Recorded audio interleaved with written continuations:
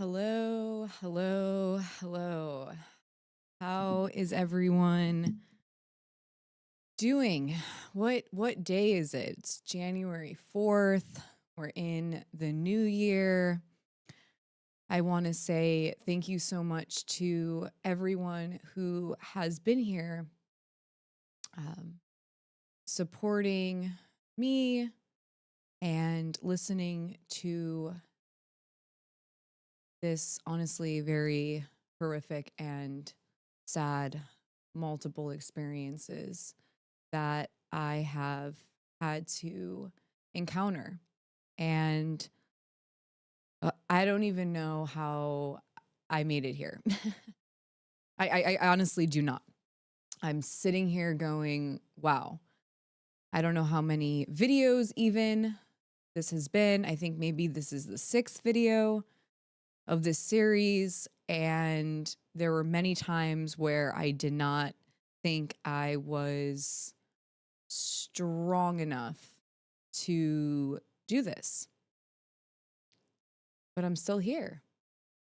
I'm still here. And I am proud of that because this is very scary. And I had to be quiet for a very long time about this all. And now I'm here telling the truth. And I hope that with me telling everyone all of this, that there is some wisdom to take away from it. Even if you learn maybe one thing from it all, that would be great, because I wish I had this when I was going through all of this. If I had someone to, relate to, or to just help me understand what was happening, that would have really helped. And so that is really my greatest wish when it comes to telling this story, is I hope that you're able to take something away from it. And even if it's just courage, because it does take a lot of courage to sit here and go through this all over again. And I just want to say hello to the chats. Hi, everyone. It's so nice to see everyone. I see Melanie. Hi, Melanie. I see Becca, Juan.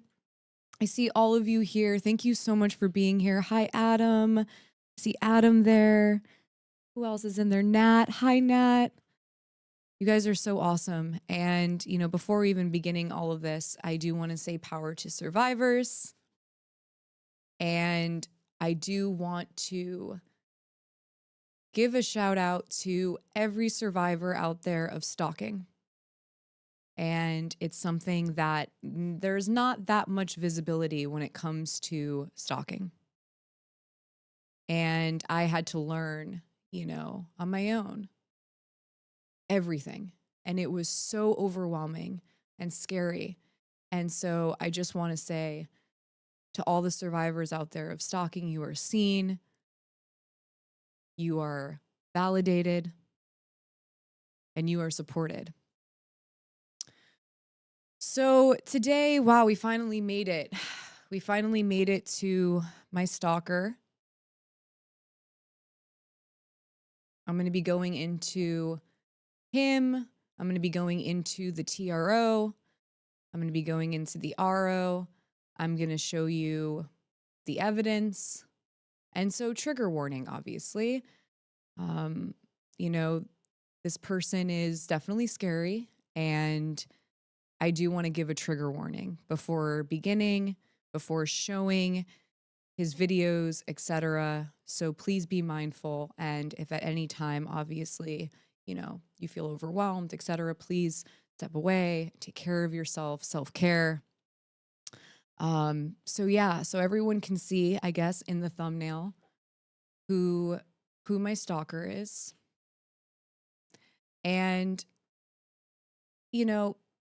before beginning, I do want to let everyone know that somehow this person is connected to, Dan Schneider, which that's not going to be today, but that's what leads there. And not only is he connected to that person, but he also got connected to Michael Milosh, which I have evidence of. And this just shows you how scary it is for survivors when they come forward. The aftermath of it is very scary. And there are so many things that end up happening to the survivor after coming forward.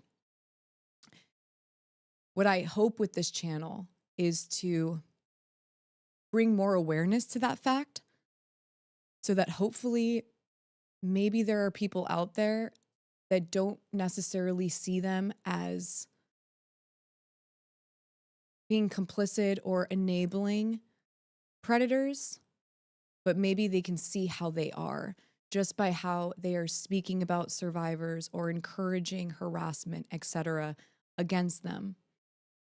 And, it's really, really important that community gets involved in this because survivors do need allies and we don't have enough allies. And really the only way to communicate that is to show the aftermath of what happens to a survivor after coming forward. And so for those out there that say, oh, this survivor came forward for fame, or, this survivor came forward for money, and, the usual trope. No. I hope to show the world that it is not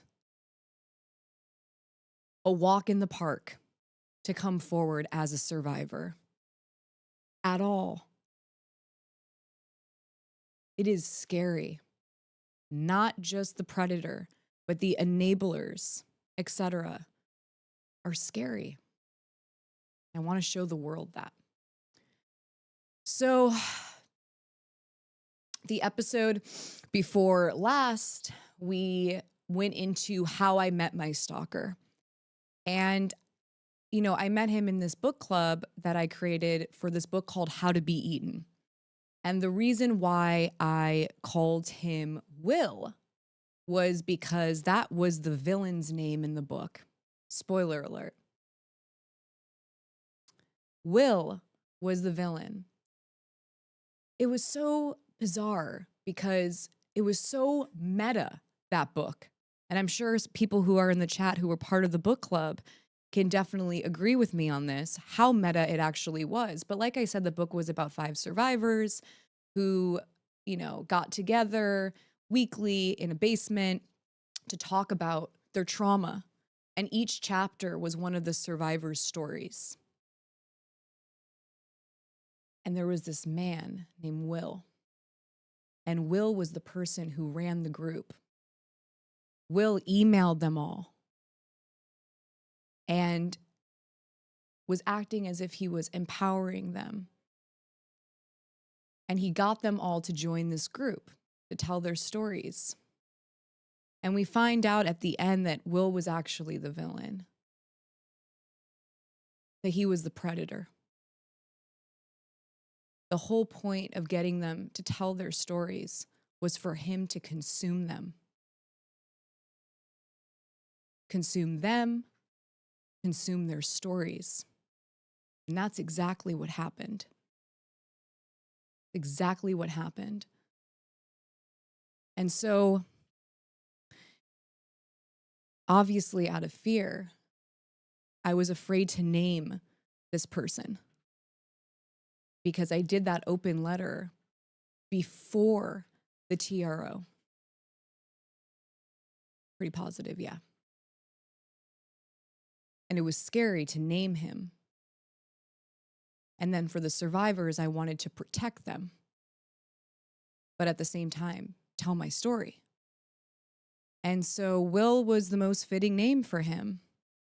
He was Will. He is Will. And so, yeah. So we know how I met him. We're going to go into what transpired after he was kicked out of the Discord, etc., because of him taking snapshots, etc. And so yeah, we're gonna begin that. Okay, so I'm gonna go into the TRO, and I'm gonna go into the first, real written statement about him that I presented to the judge. And this is what got stamped, approved by the judge. And so yeah, here we go. So here is the TRO. This is why my daughter Nova, at 3 years old, has a restraining order against this individual. So Manne reposts the image of my 2-year-old daughter. Let's go to, which one was it? Exhibit 51. So here you can see, this is my daughter Nova. He had Nova pinned to his profile. And this was after disconnection.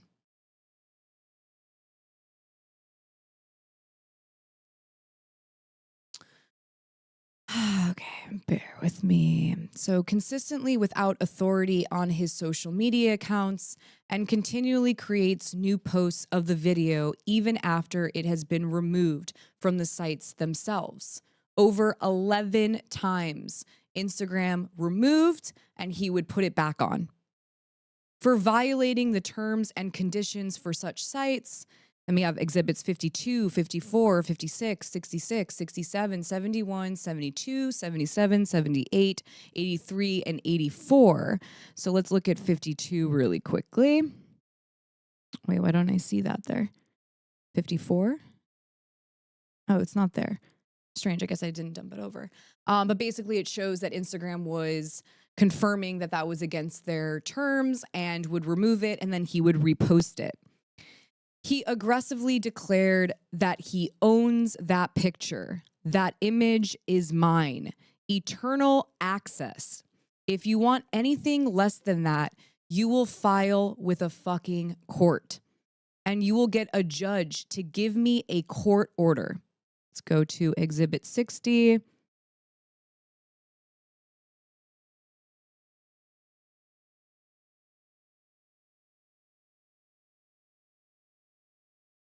That picture is my property. I own, speaking of consent, but that picture is my property. I own that picture. That image is mine. So to act like I'm doing something to a baby, the image is my property. I own that. I have permission to post it, and I will, over and over and over again. And if Instagram deletes my accounts because, oh, look, see, clearly problems, I will go over to Twitter and TikTok, and I will live my life over there, and I will post it again and again and again. You want me to go move over to Parlor? Jackasses, keep pushing me into the margins. Okay. Let's go to the next one.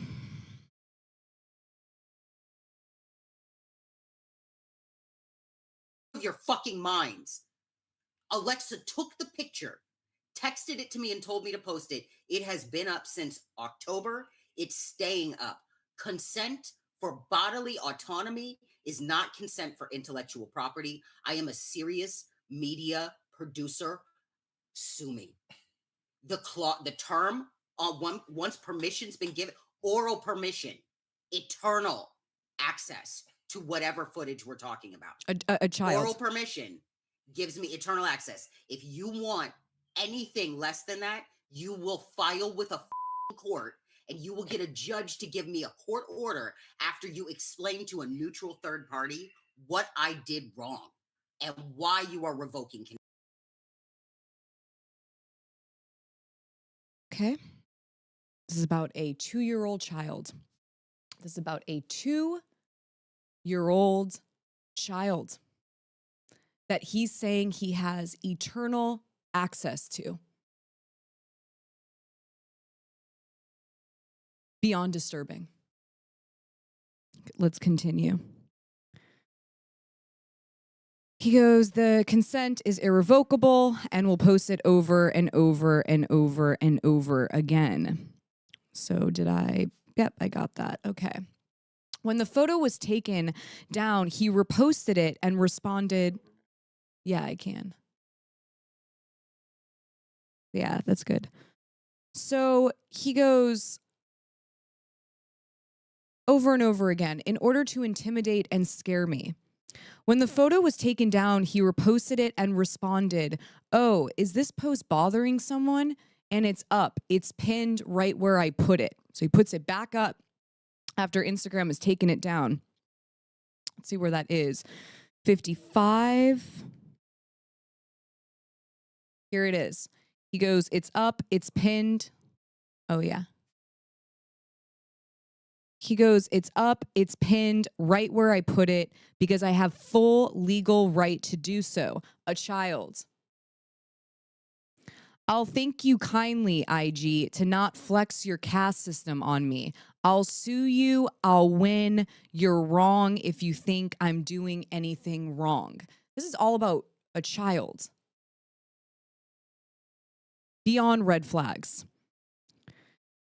So he goes, he's continuing to target my daughter and I fear for her life. After physically stalking both my husband and myself, Manne conveyed on video that he is going to stay in Los Angeles for a long time. And I'm going to continue to be disruptive in the lives of e-predators and Alexa Nicholas and her shitty little husband. Exhibit 15. Okay, let's go to the 50 point. Yeah, I will. Let's get to 50 because he just goes on, and there's some very, well, let's just post. So this is a trigger warning. This is a trigger warning. I will say, it was great to see them. I don't give a shit about her fucking attitude. Her and her husband, too. I know how they are. They were both so smiley because they were fucking, oh, what do we do? And then they really didn't have much to say, honestly. Honestly, they didn't have much to say. That black girl they brought, too, didn't even need the megaphone. She's just yelling. She's just like the loud token person that they got. Like, where did you come from, bitch? Like, okay, all right. Yeah, and yes, that is an invitation to be pissed off. One random black bitch that showed up for Alexa Nicholas. You are the token. How does it feel to be the new token, one random black bitch? And yes, I am calling you one random black bitch. That is your name to me until I know otherwise. And once I know otherwise, I may continue with that. I don't know. I can't promise. So I'm on my way back to the valley, the hills. I'm in the hills. I'm enjoying the hills. I like it up. I have to continue that. There. I think that I'm going to stay there for a long time, and I'm going to continue to be disruptive in the lives of e-predators and Alexa Nicholas and her shitty little husband for as long as they... Okay, so there's the evidence to that. There's the evidence to that. On January 20th, 2023, Manne posts a photo of a man pointing a GUN at the screen with the words, "Name everyone who left you." Beneath the photo in the caption lists Michael Gray, explaining that he must play the role of the villain. Exhibit 17.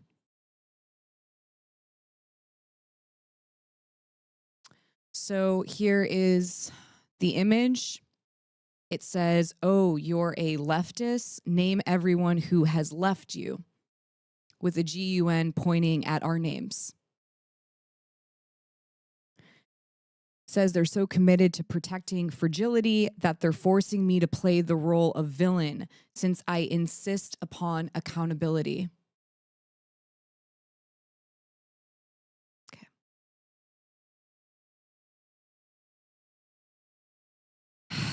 So Manne has been targeting my husband in order to isolate me and leave me in a vulnerable position for further unwarranted surveillance and interactions.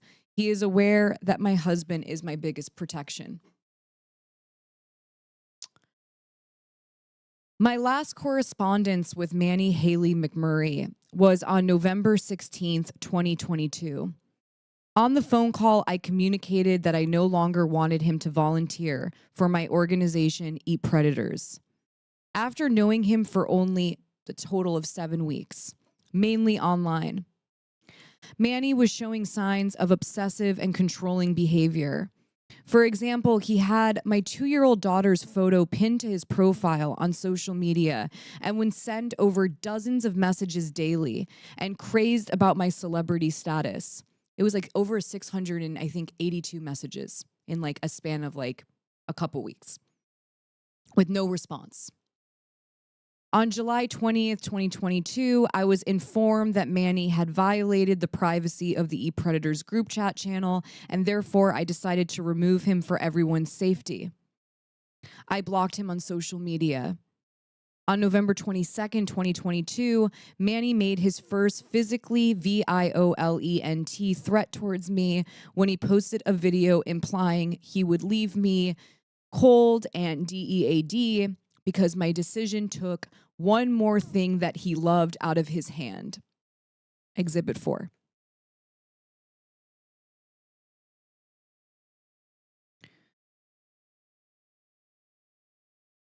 If the universe tries to rip one more thing that I love out of my hands, they're actually going to be cold and dead.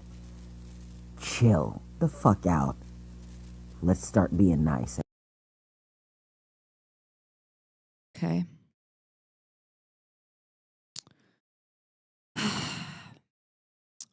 Because my decision took one more thing that he loved out of his hands.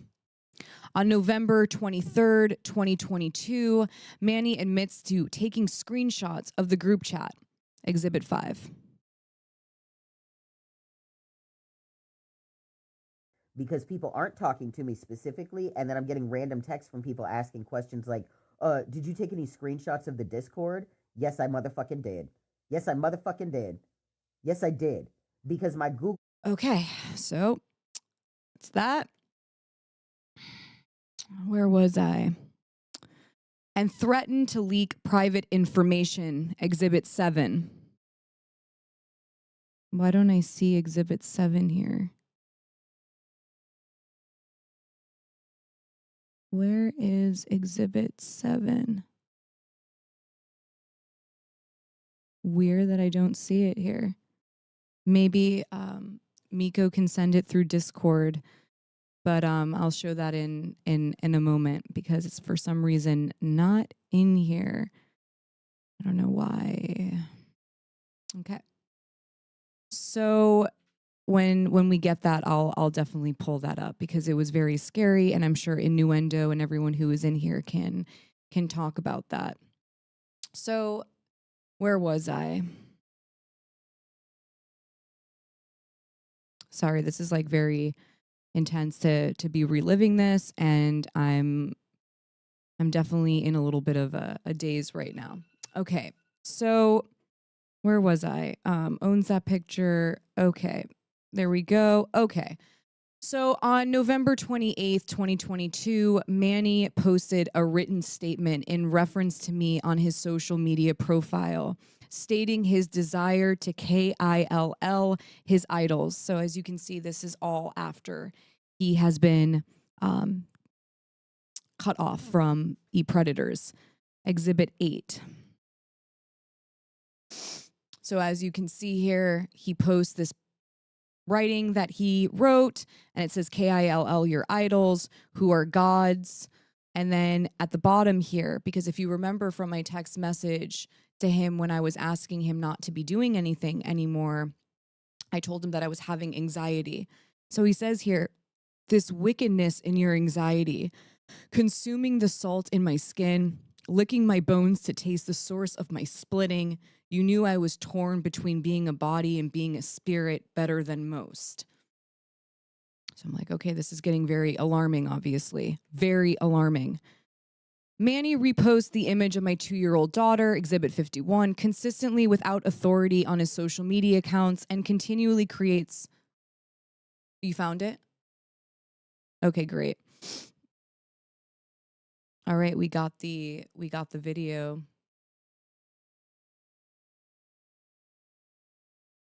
You're gonna play it on your screen? You're gonna send it? Okay, great. Then let's just not share my screen for a moment when I pull it up. Like shaking.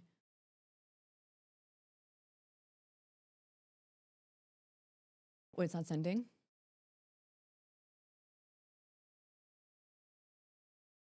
Okay. Well, I'll just... I hear it. I definitely hear it.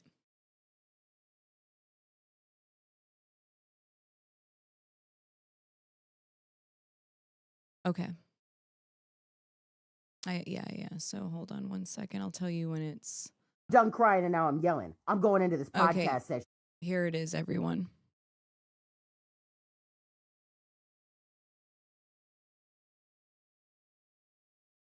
Spitting mad. I'm done crying and now I'm yelling. I'm going into this podcast session and I'm leaking everything that everybody trauma dumped on me for 2 fucking weeks. Everything. Every fucking thing. All the people, the day I met Alexa. Okay. Okay. So where was I here? Consistently without authority on his social media accounts over 11 times between...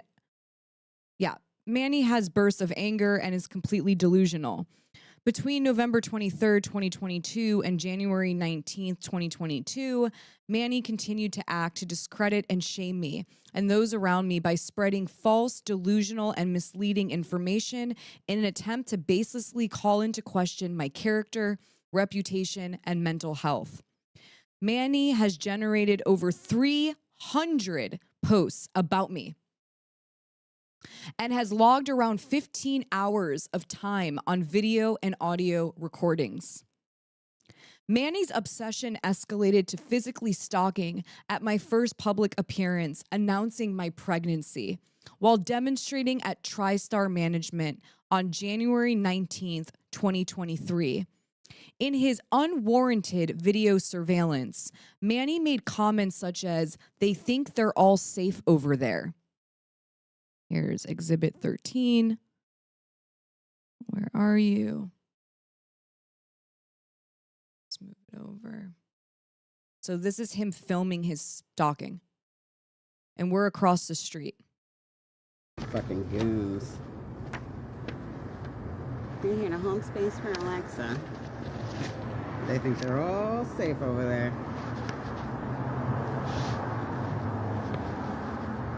They're so anxious about me. Elle acted like I was a stalker. She started picking up her... Okay, that's enough of that. It's enough of that. So then he continues to go, "I'm going this way. Scare them. Make them think I left." Exhibit 14.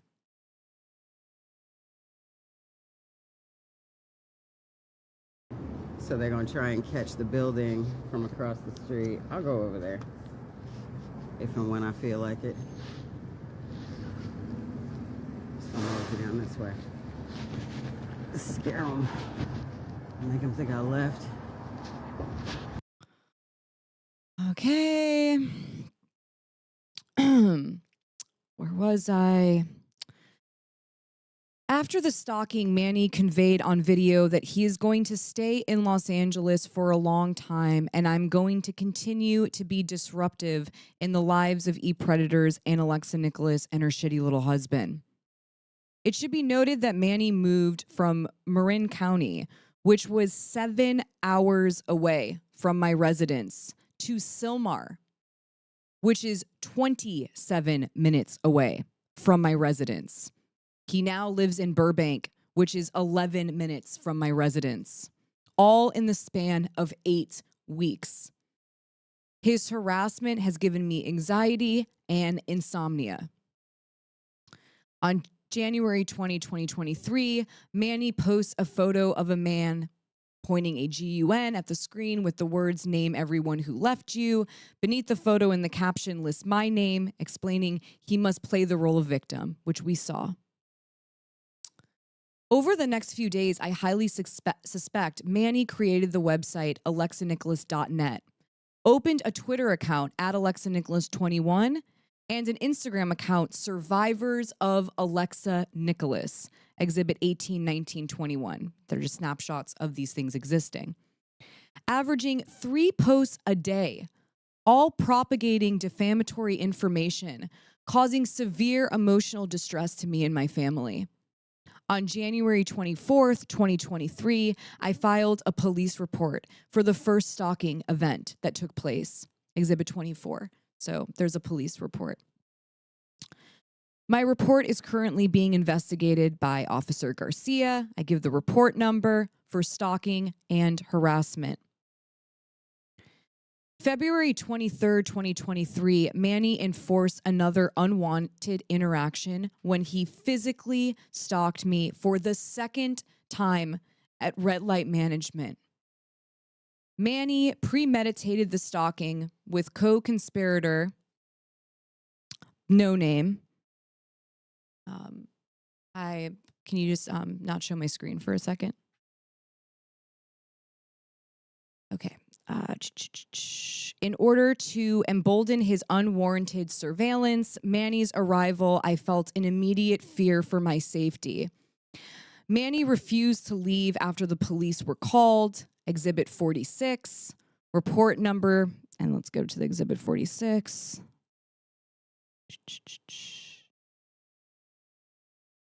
So this was the report. Okay, so both Marie, I can't show that. On the same live video, Manne later reveals he made up the limitations of their positioning at Red Light so that Manne could engage in a course of conduct, which was designed to vex, harass, and intimidate me with no legitimate purpose. Exhibit 59, his severe delusions embolden his actions to stalk. Let's get to 59 here. I don't know if it's there. February 25th, 2023, I find out that my ABUSER, Michael Milosh, was following my stalker on social media. Exhibit 36. The ABUSE I endured by him was the reason I started ePredators. I filed a lawsuit against him in August 25th, 2021. He is extremely dangerous, and the realization of their interactions reinforced a credible threat to my life and that of my family. On February 20th, 2023, it was reported that Michael Milosh lost a lawsuit in regards to me. Exhibit 33, allowing me to refile, therefore would have motive to cause irreparable harm or VIOLENC towards myself and my family. On February 25th, 2023, Manne confirmed that Michael Milosh reached out to him to connect, and so they met. Let me find where that is, because this is important. So here we go. Yeah, you can show this. So here is one of his posts. As you can see right here, he goes, just got pinged that Alexa's husband, also her ex-husband reached out to me a few days ago to connect because Alexa lied several times and said he was talking to me. So we met. So let's go full screen for 1 second. So Michael Milosh, my predator, ends up talking to my stalker, which now this gives me a little bit of red flags though, because I'm like, okay, do I believe that they just started talking? You know, because I don't know where this person came from. I don't really get where my stalker came from, to be quite honest with you. Do I believe that they just started talking? And even regardless, now I find out they are talking and that apparently here they have met. Why?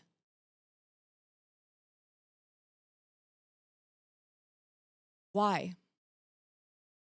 Okay. Okay. Let me see where I'm at first. So, all right. Actually, no, it's okay. Just don't show my screen. I'm just going to read this. So, where are we? Okay, here we go. So, on February 20th, 2023, it was reported that Michael Milosh in regards got that file, therefore he would have motive to cause. At this time, I learned how to report Mannee's unsolicited photograph of my 2-year-old daughter posted onto his social media accounts. When it was taken down, he reposted it and responded, "Oh, is this post bothering someone? It's up, it's pinned, right where I put it." On March 2nd, 2023, Manne and No Name announced they would continue stalking me and harassing me at my next public appearance at TMZ on March 23rd, 2023. On March 8th, 2023, No Name and Manne attempted to extort $1,000 from me. Yeah, that's right. $1,000 from me, threatening he would file a police report and file a civil complaint based on false information. On March 9th, 2023, I went to the police station and dropped off this email. Officer Garcia has sent it over to the DA for review. On March 9th, 2023, No Name and Manne sent an updated extortion email entitled "Cease and Desist," falsely claiming that the police officer said there was no police report ever filed, which there was. Manne went on to post the defamatory and harassing conduct on their social media accounts.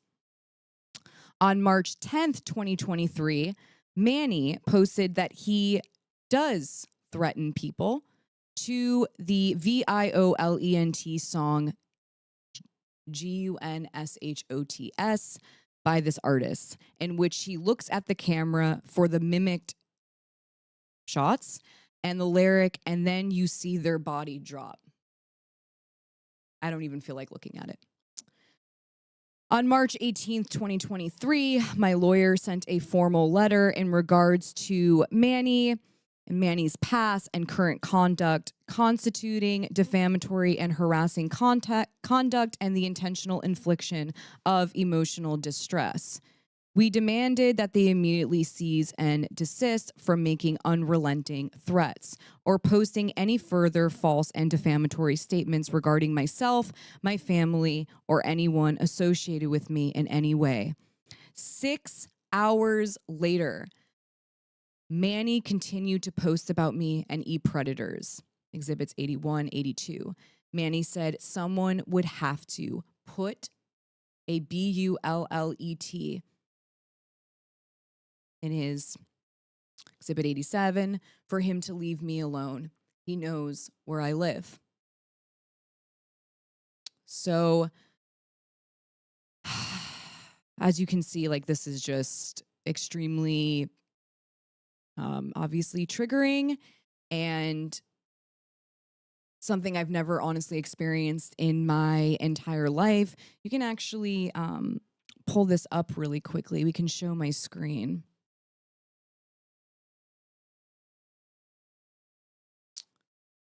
So here he is. This is an actual transcription of the video. And Manne says here, "Until you guys take me out completely, put a blank, blank, blank, or something, you really gonna have to knock me all the way out. I'm not playing around."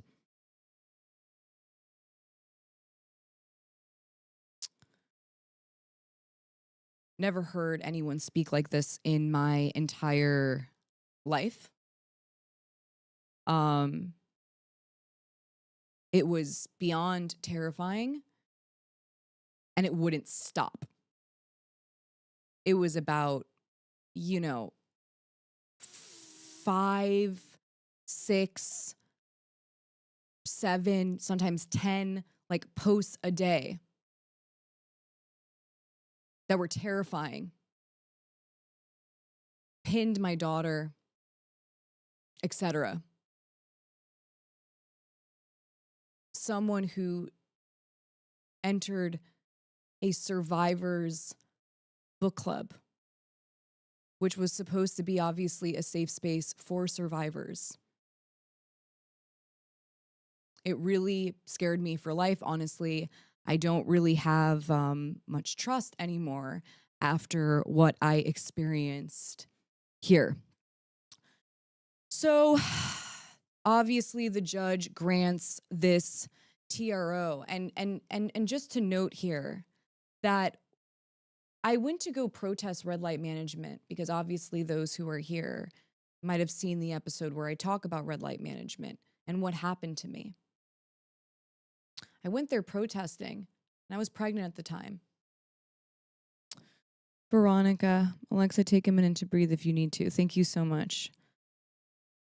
So I'm protesting, and, you know, he's there stalking me and harassing me and laughing at me, you know, etc. Where I actually had to call, obviously, the police and make that incident report. And what I learned that day was, wow, you know, there's not much you can do unless you have a restraining order when it comes to stalking. It's not like the police just magically come, you know, and save the day or something when someone is obviously stalking and harassing you, even if you have a record of it, etc. And that was a really scary realization. I thought after, you know, you have a police report, you have the DA looking at it, that there would be these protections, you know, and there wasn't. You know, every police was like, go get a restraining order is what you need. And I was like, wow, I thought the cops I didn't even know how it all really honestly worked. And I thought, oh, maybe the police, you know, are the ones who put together this restraining order. I didn't know everything that goes into it and how much the victim has to put so much time and energy collecting. And obviously, I'm not somebody who has someone doing this.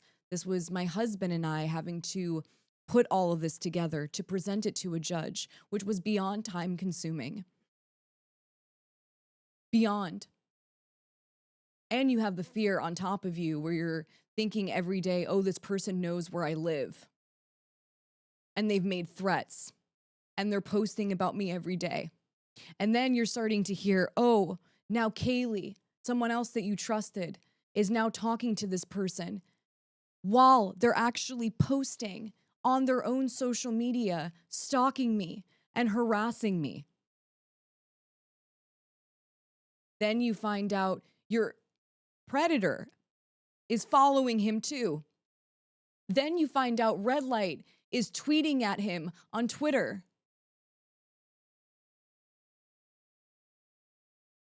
Then you find out Autumn Whitaker from 2015 is somehow now talking to him and encouraging and enabling him. And all of them were just watching, laughing at me.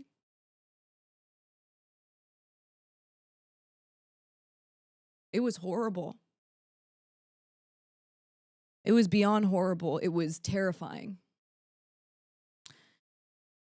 It was terrifying. So after the TRO, you only have it.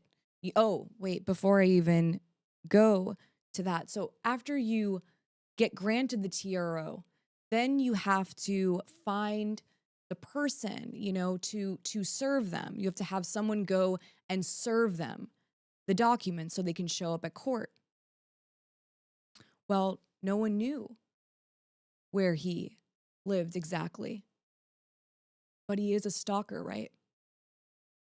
So I announced my next protest, which was at TMZ. And sure enough, he came to that protest to stalk me there and harass me. and I was able to get somebody to serve him. Now, let me see if I can find this here. Where is it? Huh. I don't know if I have it here. Thought I had it all here. Oh, here though. Here we go. So, okay. We can show my screen. So after he gets served with the TRO,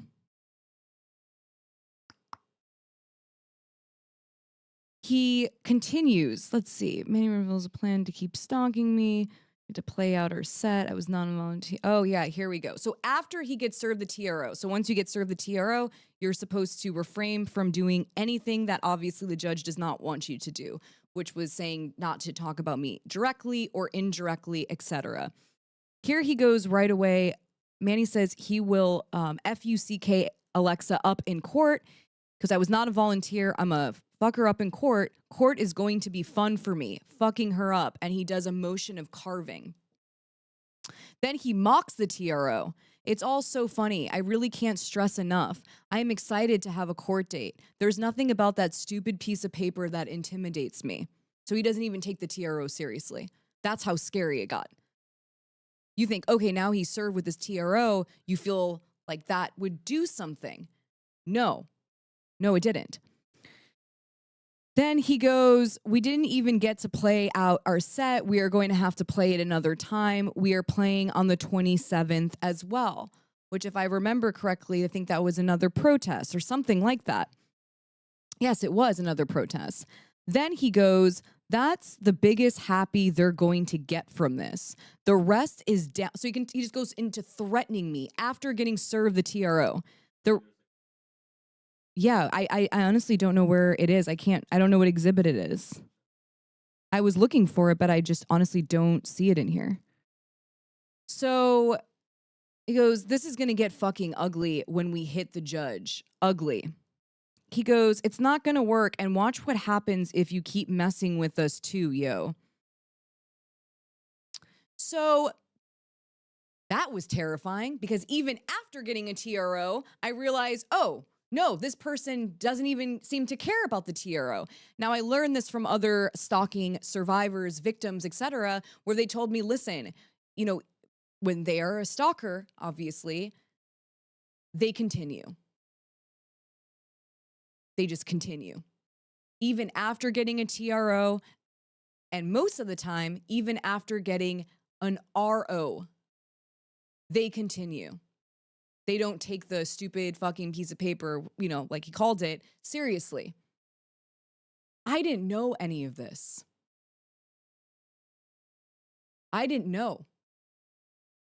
I couldn't believe that someone, even after getting a TRO, granted by a judge, etc., that they would still go to this extent. But that is because he is a stalker, and that is because he is extremely dangerous. Proved how dangerous. He wouldn't stop. He wouldn't stop. Until this day, he's still actually continuing online. So, where am I? TRO. So it lasts for about 14 to 20 days when you get a TRO. And then when you get the TRO, they give you a date for when your court case is going to be to get an actual RO, which is from 1 to 3, 4 years. And so during that time, I thought that I was going to feel, I don't know, safe, but I was on edge. I was terrified. He didn't seem to necessarily care about the TRO. And, you know, what I learned from so many survivors is that the TRO, the RO, etc., can make a stalker, you know, make a predator even, you know, angrier. And the whole thing was just, I can't explain to you in words what was happening or what I was going through, but it was one of the scariest moments of my life. And I was just praying and praying and praying that I was going to be able to get that RO, that the judge would see how dangerous this person was, because I also just wanted to enjoy the rest of my pregnancy. That's it. I really wanted to just not have to be going through this and triggered and scared and, you know, being afraid to leave my house. And I couldn't protest anymore. And that was something that made me really empowered, and I loved protesting. And now I couldn't. Now I couldn't. So I don't know if Miko sent the video, but basically that's what ends up happening. He gets the TRO, gets granted, he gets served. It's okay. Oh. Yeah, no, I see it on the transcript, but I don't see the actual. Oh, I see. Yeah. So 96? But I don't see 96. No, I don't have that. So, okay. So fast forward. I get prepared for the RO hearing. He has already done a bunch of things that I already had to bring to the judge after that fact. And I was so scared because I thought I was going to have to be obviously in the same room with this individual. And that's something that people don't talk about, but you have to actually be in the same room with them again. And there's like a waiting area. So the whole time that I was in the waiting area, I was sitting there thinking he was going to be walking up at any point. So the whole thing's already nerve-wracking, which I wish there was more, I don't know, rules and regulations when it comes to having to see your ABUSCR or predator, etc. Like there should be some type of, because how is someone even able to really talk when they're triggered or shooken up or they feel scared? You know, a survivor and that predator, for example, should be put into two different spaces. But that wasn't the case. He could show up, but he did not. He did not show up. Instead, he came onto Zoom. And it ended up being a over 2 hour long hearing. 2 hour long. And he wanted to cross-examine me himself. And he did. Cross-examined me, and I had to answer questions that honestly really reconfirmed how obsessed he was with me. Shaking the whole time. Couldn't even believe it was taking that long. I had no idea that these hearings could stretch out like that, and you have to sit there, obviously, and relive everything all over again. So after an hour and a half, felt like we were getting close to the judge making a ruling, a decision, and he did. He did. He granted the restraining order.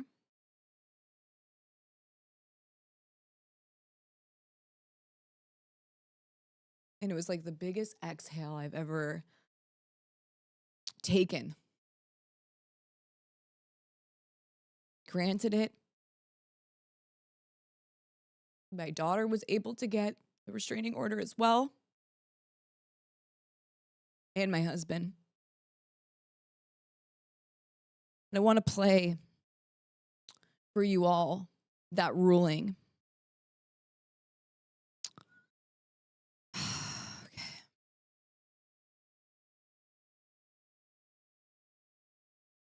Here it is. No, you don't need to. The court finds that petitioner Alexa Helen Nicholas has met her burden of proof by showing that a reasonable person would have a credible threat of violence against them as defined by California's Code of Civil Procedure. That is section 527.6B et sec.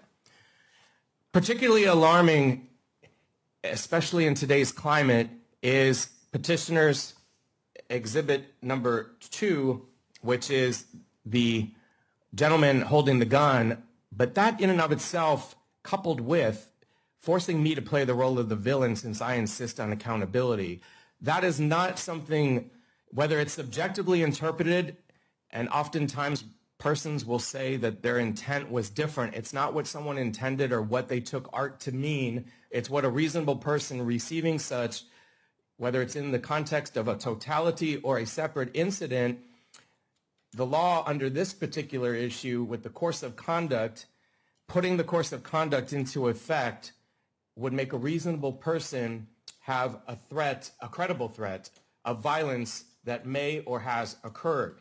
Additionally, the photograph of the baby, of the respondent, if that was in and of itself, the court does not make a finding that that photograph, while it may be unauthorized, that it wouldn't be necessarily stalking, that the proof that has been offered by the plaintiff of posting and taking down, it's possible that could be defined under the stalking provisions of 527.6. But again, when the court takes the knowing and willful course of conduct, the court doesn't have to reach whether that photograph in and of itself would carry the day or not, meaning the burden. It's the totality of all the evidence. So based on the findings of the court will issue a restraining order again. The restrained person, Manne Hailey-McMurray. The additional protected persons will be Michael, M-I-C-H-A-E-L, Chiprut, C-H-I-P-R-U-T.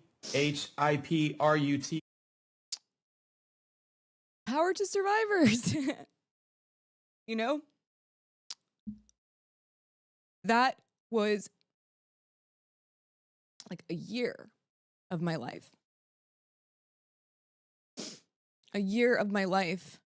And I sadly had to watch people that I thought I trusted and cared for and fellow survivors encouraging this individual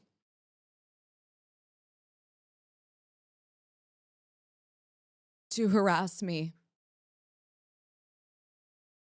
People like Autumn making him cake, etc. And it was awful. And, you know, the reason why I'm telling this story is because obviously it's all come up again. I'm seeing him online encouraging, which I think are actually honestly his other accounts, but he's actively liking them from his own actual account. And I'm seeing it all kind of begin again. But really what ended up happening was recent.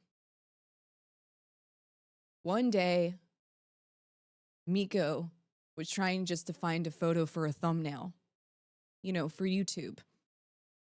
And he goes on to Wikipedia to see what was on the Wikipedia page, if there was a photo of me that he could use. David, it's really sad that you're trying to bring positivity to survivors and this group of people are trying to undermine your efforts. You deserve better. Thank you, David. Thank you, David. So my husband's on the Wikipedia looking for a photo and he happens to see that there are like changes on my Wikipedia.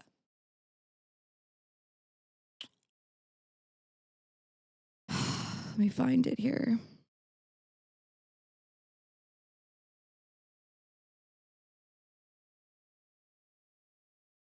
So here it is. You can show my screen.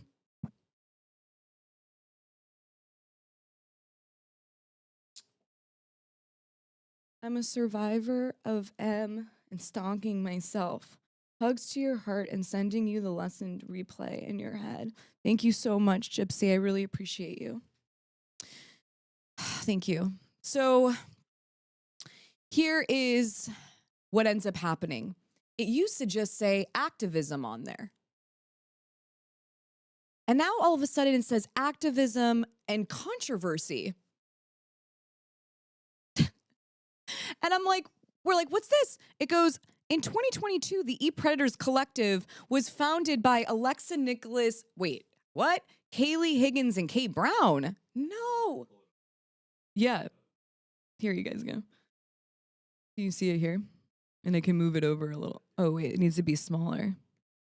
So, wow, it feels like no matter where I put it. Okay, so it goes, the group met through mutual connections among fellow survivors in the music industry. Their name came after they performed their first, and so we get it. It goes, after leaving the group, Higgins and Brown accused Alexa Nikolas of taking over their collective and taking sole credit for their work. They also accused her of changing the passwords for their group's social channels and removing them from the group chats. Sound familiar here? Further claims included that Alexa told them not to respond to survivors that reached out to them via their social channels, as it was too much work. Higgins, who had professional experience with survivors, found this to be one of the several instances of negligence. As the organization rapidly grew, Higgins and Brown felt overwhelmed by the amount of work involved, which they were doing without pay. Here we go. Further disagreements centered around concerns that the movement was becoming entirely about Alexa. Entirely about me. After the success of their non-music protests at Nickelodeon, nice touch there, Higgins and Brown left the organization. In 2023, Nikolas reorganized Eat Predators as a for-profit LLC 34. So I want to go full screen for this. I do want to make sure that obviously when you see on the Instagram that Eat Predators is not a nonprofit. It is a LLC. And it was a decision that I personally had to make when it came to what I could put in, what was manageable for me, because you have to remember at this point, I was doing this now completely 100%, myself. And I have a kid, and then I was having a second kid. And I don't know if anyone runs any nonprofits in here, et cetera, or works for nonprofits. It is a lot of work. It's a lot of work, and there's also regulations where I then had multiple conversations with different nonprofits, like PAVE, for example, who are good friends of mine, and I discussed with them all the different things you had to do, how much work got put into it, how many years it took to get the grants, etc. And then she also let me know that there was like rules and regulations about, sometimes what you can and can't do. And I don't know if you know this about Eat Predators, but it is 100% a rebel. It is rebellious. It is, it's not really, doesn't fit into the cup of a nonprofit per se. And so after looking at every single thing that she showed me that went into a nonprofit, I knew that I was not able to do that. There was just absolutely no way that I could manage all those grant proposals, etc. And another really scary thing that I learned was I heard some bad stories when it came to certain individuals who put a lot of work into creating nonprofits, and then you would have different people going on board purposefully trying to edge somebody out of it. And that, when I heard that story, that really honestly freaked me out, because that's what I felt possibly could have happened if Eat Predators even was a nonprofit during that time. Imagine what that would have been like during that time with these people. And it gave me a lot of stress. And then even thinking about, Manne, where I didn't even realize that these individuals were the way that they were, made me doubt myself, my own trusting, my own discernment, that I needed to be completely alone. And so it is an LLC. And that is that. So he puts it there, though, to make it seem like, what he's trying to do. That's what they were all trying to do, when it was never me that was like that. It was them. So it goes, Nicholas has continued to run the organization in their absence. She discusses her strategy at ePredators as inviting pushback and criticism. Now, you have to remember, I mentioned Guerrilla Girls in the open letter before. And that's what really opened me up to what I realized ePredators was, which Guerrilla Girls were my expander.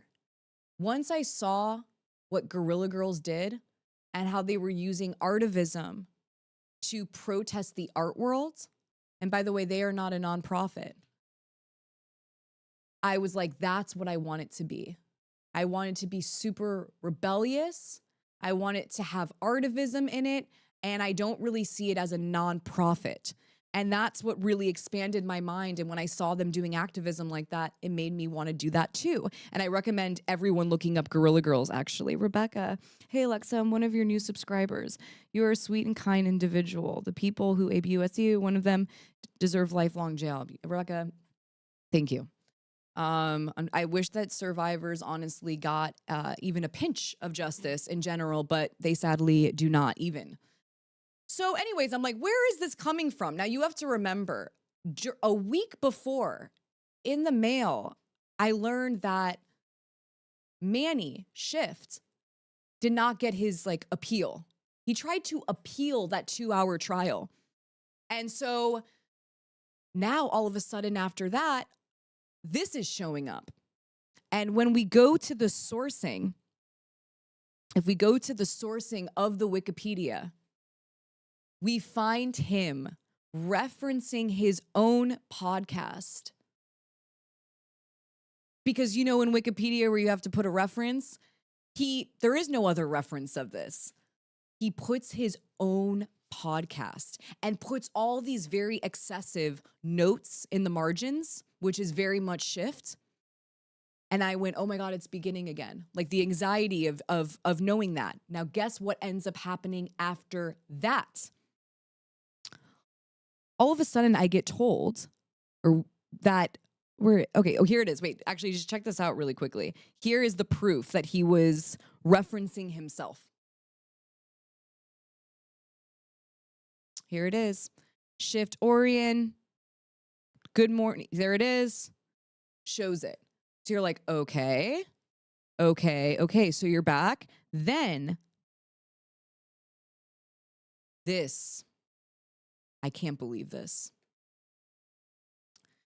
You can show my screen. So here is K. Remember K from For Consent, who was enabling this person? So K ends up posting on their Instagram going, I don't know who you are, but thank you to whoever took time to credit us, those who did the foundational work. Okay, you didn't even do any foundational work. You literally came to like 2 protests. What foundational work?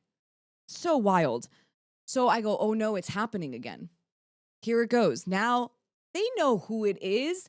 Who else? It could only be a few people, right? It's like a game of Clue. It could be either Kay, Caeli, Nila, Autumn, or Shift. And we all know who it is. It's Shift. No one is taking the time like that to go right in the margins, all of these notes, etc., to discredit me like that. And this is in my opinion. I mean, this is in my opinion, obviously, but that's how I felt. And I don't know if I'm necessarily wrong. So then guess who else posts it?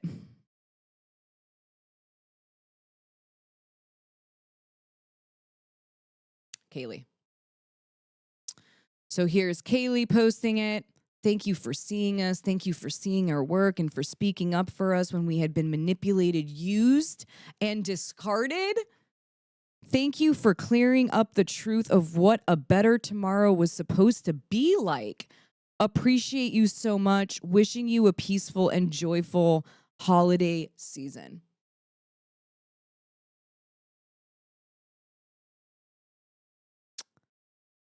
Yeah. It all started to happen again. And then I started to see more posts happening. on Twitter. And then I started to see who was liking these posts. And it was my stalker, which is violating his RO, because in the RO, he is not allowed to talk about me on social media. And there's indirect, direct, etc. See what's here. Oh, thank you so much, James. Just subscribe. Been a fan of yours for a while, though. You are very articulate. You're doing a great job. Love the Dear Hollywood series. Thank you, parency, etc. Because it is beginning again. But the scariest part, honestly, on top of all the scary parts that's been happening, is that Dan Schneider somehow intertwines into all of this. And, you know, this is in my opinion, but Schiff didn't reach out to me until after the Nickelodeon protest. And so I'm going to leave it at that for right now until we go into what I ended up finding and how Dan Schneider is connected to this, etc. But it was terrifying. Let me see. Did I miss something here? Thanks, Juan. Alexa, it breaks my heart that you had to go through all of that with your stalker. Should be in jail immediately. You deserve justice. Thank you so much, Juan. Thank you so, so much. Thank you all, honestly. I mean, this was just, I feel there were like many, many times while telling this story for the last few days where I didn't think that I could honestly do this. And it was extremely, obviously exhausting. But I did it. And they tried to put a lot of fear in me and bully me and discredit me and take away all the things that I have done from the goodness of my heart. And I stood up for myself. And I'm proud of myself for that. And I hope that it inspires or encourages other people to do the same. I really do. And this is really how I grab the bully by the horns. Obviously, you want to hear something really weird? Today, when I was putting the stuff all together, my husband said, oh, he was reading it and talking about when the restraining order, you know, is done, when it's up. And I never really realized this, but the day that the restraining order is over is on my predator's birthday. I was like, whoa. And these are like little triggers that happen along the way, but it just really spoke volumes to me. It really spoke volumes to me because my predator is not only talking to Shift, but he's also talking to Autumn, and he also was talking to Nila. And when you see these trolls online, don't just think that these individuals are acting alone. And this is in my opinion. Sometimes, and what we've also learned from a lot of different trials when it comes to, you know, JD and AH even, we got a lot of evidence about bots and where these bots are coming from and who's buying them. And then I ended up finding out about this thing called bounty campaigns, which we'll be talking about next week, which blew my mind that this exists. And it's happening on Discord. Apparently it's happening on these different servers, these bounty campaigns. And it's wild. This is what survivors are having to deal with. And it's not only just these random fans. It's not sometimes just fandom. Sometimes the predator themselves can be behind these trolls, can be behind these people who are harassing the survivor. And it makes sense, right? It makes sense. It's to intimidate the survivor. It's to make them scared and feel paranoid. Be re-traumatized, etc. And I've seen so many dot connections now when it comes to my stalker to my predator to all these other people that I'm starting to get these red flags. Adam, nobody will ever take away the things you've done. Adam, I haven't connected with you in so long. Thank you so much, Adam.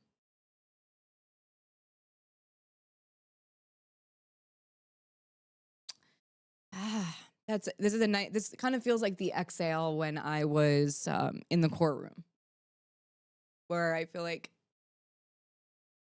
these people that were scaring me for a very long time and like, you know, putting these things above my head. I feel like free of it now. I really do. And it's wild what the power of your own personal voice can do. Even if I was just talking here alone, to be quite honest with you, there's something about it that just feels extremely freeing. And I want to thank everybody for coming along this journey with me. And please remember to stay safe, oh, what'd you say? Oh, there's a new sub? Let me see. Sorry. Dawn Hansen. Welcome to the Chef's Kiss. Thank you so much for being here. Thank you all so much for being here. Seriously, thank you so much for being here. It really meant the world to me. And please, like, if these people, even if they're masking themselves as maybe a different account, please be wary out there. People are messaging you, etc. You're seeing different posts. Please take care of yourself. Please be safe. Have proper discernment. You know now who these people are, and this is to keep the community safe. Safer, or as safe as I possibly can. And so I want to make sure everyone's safe here, and I hope that it does that. I really, really do. Thank you so much for being here. Jay, the mods, everyone. I mean, power to survivors. I will be reading a Survivor of the Week on Monday. We'll go into this. I do want to announce a few things really quickly. So on the 11th of this month, there will be a protest. Please DM ePredators or email us at epredators@gmail.com for access to where we are going. This is going to be a guess where portion of the storytelling that I've been doing the last few weeks. And so we're keeping this on the DL. And so if you do want to protest with survivors, please DM us, email us, and that will be on the 11th. On February 4th, we are protesting the Grammys. So I'll be doing a few episodes about that. We're going to dig into the Recording Academy and their allegations of covering up SA.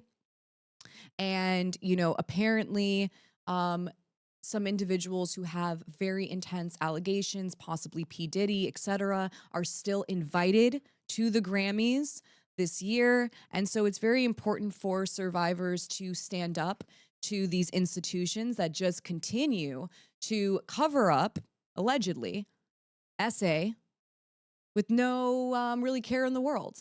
And so that's going to be February 4th. I really hope that you join us. If you are in California, if you are in Los Angeles, please come and protest with us. And I'm trying to think. Oh, and on Friday, we're sending out all of the protest signs that were part of the giveaway. We were still waiting for a few people to respond with their address. And so we'll be sending that out. Thank you. Thank you guys so much. This was like one of the roughest couple weeks. But thank you so much. Thank you for the support. This community is incredible. And I'll see also everyone tomorrow for Social Change Now. Oh God, I'm like looking forward to that. That's one of my favorite parts about ePredators. And so I can't wait to see you all there tomorrow on the Discord and on YouTube.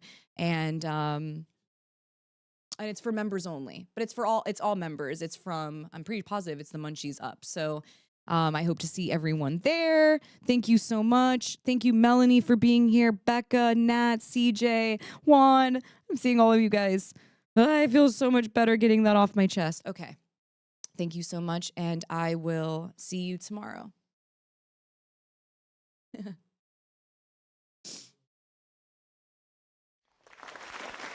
Marissa, thank you.